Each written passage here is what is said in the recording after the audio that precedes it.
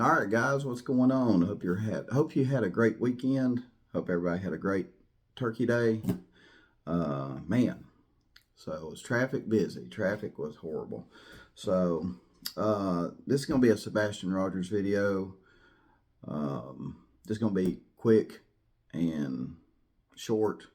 A lot of stuff going on. A lot of information coming out. And I'll just break it down for you and give you my opinion of everything. In analyzing everything. So here's what was said. Apparently, Tony Mathis came out and said that there were allegedly 5 DCS reports against, he said, a step parent of Sebastian Rogers, but I'm going to go ahead and say that it's, allegedly Chris Proudfoot. So, nobody's for some reason dropping names. I have no problem dropping names if I think, I know who they're talking about. So apparently, and I'm going to say allegedly, there are 5 DCS reports against Chris Proudfoot going all the way back to 2002 or 2022. Okay.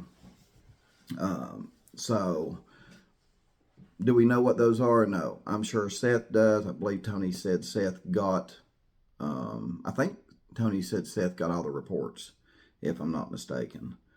And it sounds like at some point they were trying to get Seth to take full custody of Sebastian Rogers. I don't know what happened there, but apparently at some point, Chris and Katie were trying to get Seth to take full custody of Sebastian Rogers full time. It kind of sounds like they were at their wits' end with, I guess, some behavioral issues with Sebastian, stuff like that. There should have been some resource. There should be tons of resources out there for autistic children.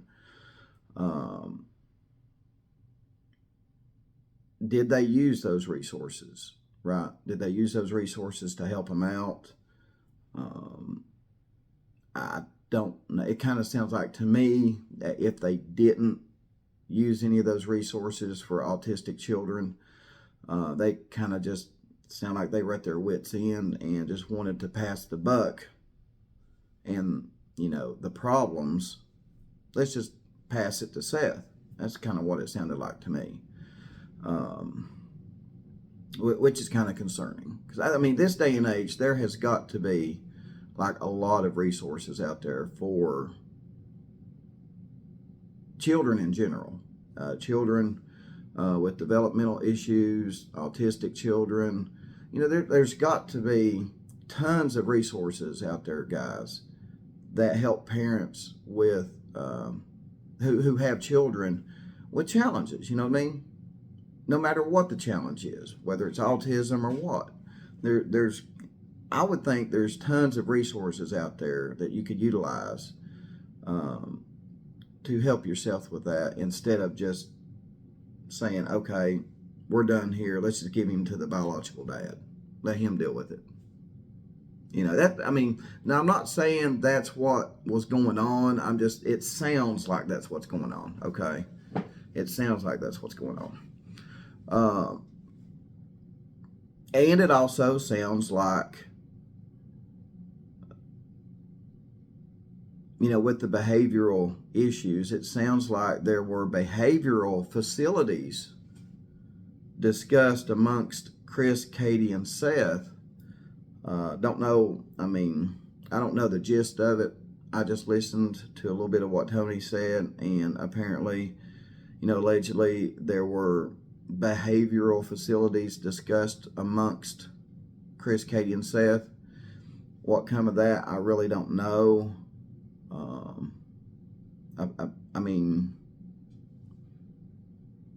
Sebastian wasn't in a behavioral facility when he went missing, so, whatever happened to that, It sounded like they did have one of them in mind, but there were a lot of issues with it. Tony said that even some kids died at one of the facilities, and that they were under, numerous investigations and stuff like that. So don't know exactly what's going on there, what happened to all that. But I mean, now thinking about the big picture, guys, you got to think about the big picture here. And I'm curious. Okay, so Chris and Katie moved into that house, according to Zillow and some other real estate websites. Chris and Katie moved into that house on Stafford Court in 2022. Where did they live at before, and like what was the living situation? Because they're, I mean, Tony said there were allegedly five DCS reports against, I'm going to say allegedly, Chris Proudfoot, going all the way back to 2022. And that is when, now I don't know what month they moved into the house on Stafford Court, but I do know that they moved into that house on Stafford Court in 2022. I'm kind of curious as to go back a little further. Like, where did Chris and Katie live prior to that? What was family life like, in maybe 2021, wherever they lived at before moving to Stafford Court. That's got me kind of scratching my head. What was life like, and where did they live at before moving to Stafford Court in 2022? But thinking about this in the bigger scheme of things, guys, it sounds like with Tony saying these alleged 5 DCS reports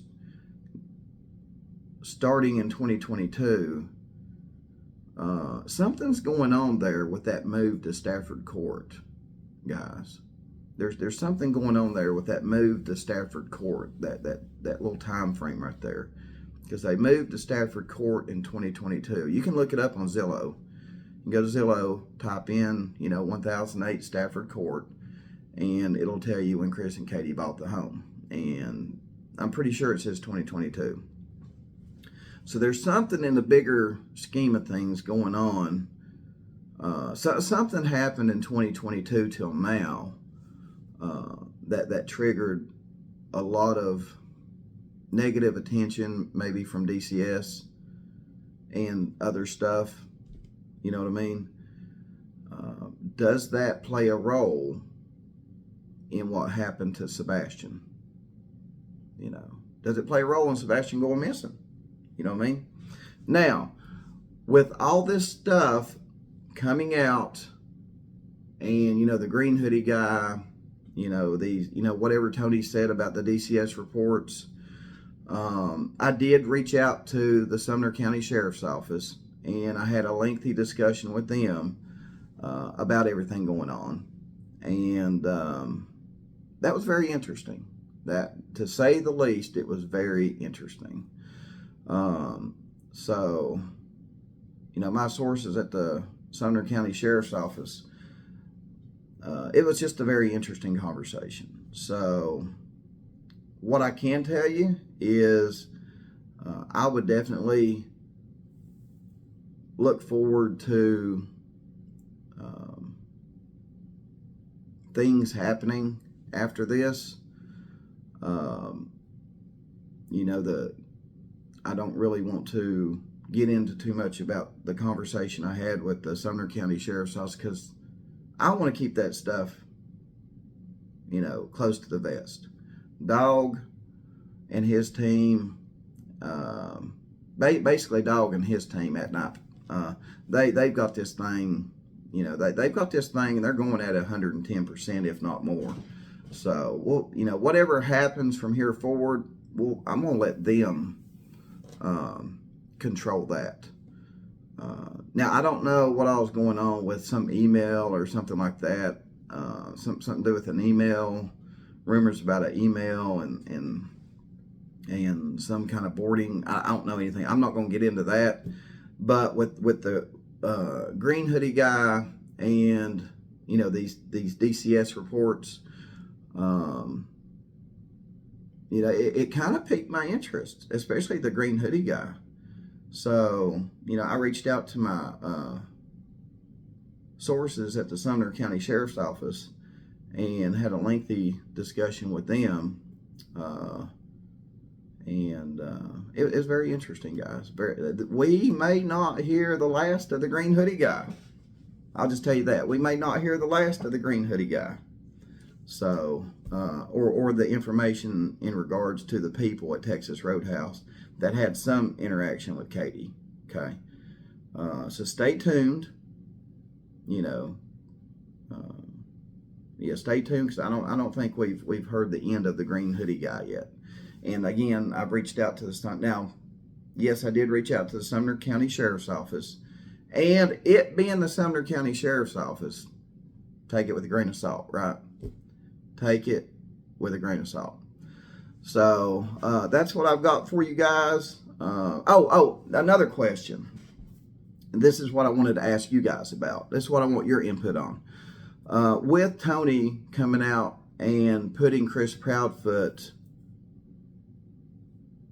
in the spotlight, you know, I mean, we kind of knew that there were some, you know, DCS issues going on, but Tony really solidified it last night when he called into Mr. E's Crimecast. He really solidified that. And so now he's kind of put the ball into Chris Proudfoot's court. So how is Chris Proudfoot going to respond? That's what I'm wondering. How is Chris Proudfoot going to respond to all these allegations or alleged allegations of these 5 DCS reports going all the way back to 2022? You know, will Chris Proudfoot come out and respond to all this? You know, the ball's in his court now. Will Chris Proudfoot come out and respond to it? There was something else I was wanting to ask you too, but I forgot. Oh, yeah. When Tony said it started in 2022, let me know if you guys think like I'm thinking. When Chris and Katie moved into that house on Stafford Court in 2022, is there something going on here? Is that the begin? Do you guys think that's the beginning of Sebastian's downfall? Let me know in the comments below, because putting everything together and just looking at the bigger picture, adding 2 and 2, and just analyzing everything the way I do, something's going on there starting in 2022 when they moved into that neighborhood on Stafford Court. That's my opinion. What it is, I don't know, but there's something there. I can't put my finger on it, guys. The move to Stafford Court in 2022 and these DCS stuff starting up in 2022, there's something there, and I can't put my finger on it. So I'm sure Seth probably can put his finger on it. But again, that's all private and privileged information. You know what I mean? So, but anyway, guys, let me know what you think in the comments below. It's getting very interesting. And like I said, with my conversation I had with Sumner County Sheriff's Office, stay tuned. Oh, there's more to come. I guarantee you that. There's more to come. So, just stay tuned, guys. It's just getting started, and we'll see where it goes. So, hopefully Sebastian is found, and, you know, there will be justice in this case. Hopefully he's found alive, you know. I think last I heard, Dog and his team think that he may be alive. So if that's the case, you know, hopefully he is found swiftly and alive, and everything just gets settled. You know what I mean? So let me know what you think in the comments below, and I'll see you guys on the next video. Y'all take care.